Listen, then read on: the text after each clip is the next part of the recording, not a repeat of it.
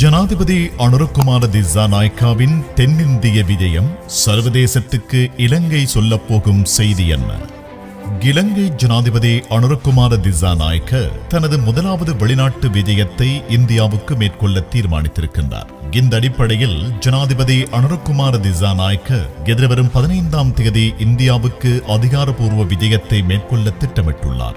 December 15ஆம் தேதி India செல்லும் ஜனாதிபதி அனுரகுமார திசாநாயக்க 17ஆம் தேதி வரை அங்கு தங்கியிருப்பார் என அமைச்சரவை பேச்சாளர் அமைச்சர் நலிந்த ஜெயதிச தெரிவித்துள்ளார். இந்தியாவின் குடியரசுத் தலைவர், பிரதமர் உள்ளிட்ட இந்தியாவின் உயர்மட்ட ராஜதந்திரிகளை ஜனாதிபதி அனுரகுமார திசாநாயக்க சந்திப்பார் என அவர் கூறுகின்றார். இந்திய விஜயத்தின் போது ஏற்படுத்தப்படும் இருதரப்பு உடன்படிக்கைகள் குறித்து விஜயத்தின் இறுதியில் அறிவிக்கப்படும் என அமைச்சரவை பேச்சாளர் நலிந்த ஜெயதிச தெரிவித்தார். இந்த விஜயத்தின் இறுதியில் இருதரப்புகளும் கருத்துக்கள் வெளியிடும் வரை நாம் காத்திருப்போம். இந்த விஜயத்தின் நேர அட்டவணையை வெளிவிவகார அமைச்சு வெளியிடும்.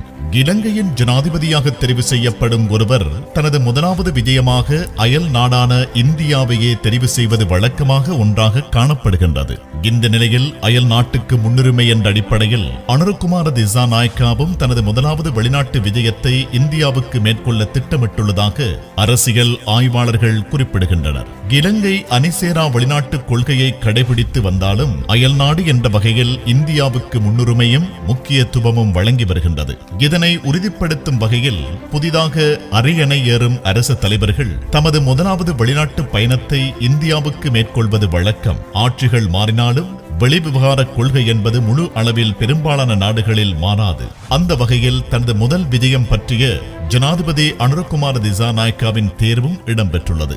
ஜேவிபியினர், அதாவது ஜனதா விமுக்தி பெரமுன கட்சியினர் இந்திய எதிர்ப்பு கொள்கையை ஆரம்ப காலப்பகுதியில் கடைபிடித்திருந்தாலும் சீனாவுடன் நெருங்கிய தொடர்பு இருந்தாலும் இலங்கை மீதான இந்தியாவின் அணுகுமுறை மாறும் என்ற அச்சத்தை இந்திய ஊடகங்கள் சில வெளியிட்டிருந்தன. ஜனாதிபதி தேர்தலில் தேசிய மக்கள் சக்தி வெற்றி பெறும் என்பது இந்தியாவின் கணிப்பாக இருந்தது. அதனால் தான் ஜனாதிபதி தேர்தலுக்கு முன்னதாகவே அனுரகுமார திசாநாயக்க டெல்லி சென்று பேச்சு நடத்தி இருந்தமை குறிப்பிடத்தக்கது. டிஜிட்டல் பொருளாதாரத்தை ஜனாதிபதி அனுரகுமார திசாநாயக்க குறிவைத்துள்ளார். டிஜிட்டல் பொருளாதாரத்தில் இந்தியா முன்னிலை வகிக்கின்றது. எனவே அது சார்ந்த விடயங்கள் பற்றியும் அதிக கவனம் செலுத்தப்படக்கூடும் என்கின்றார்கள் அரசியல் ஆய்வாளர்கள்.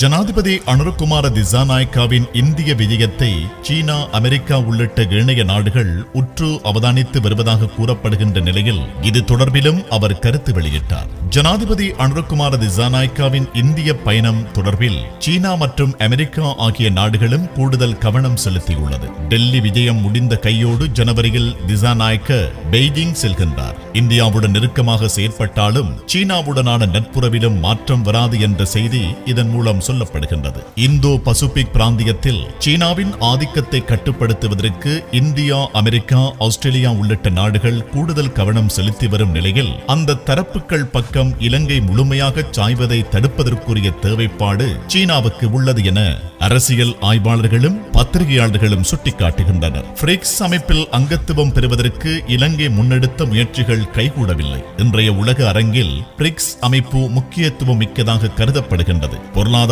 பலமும் உள்ளது.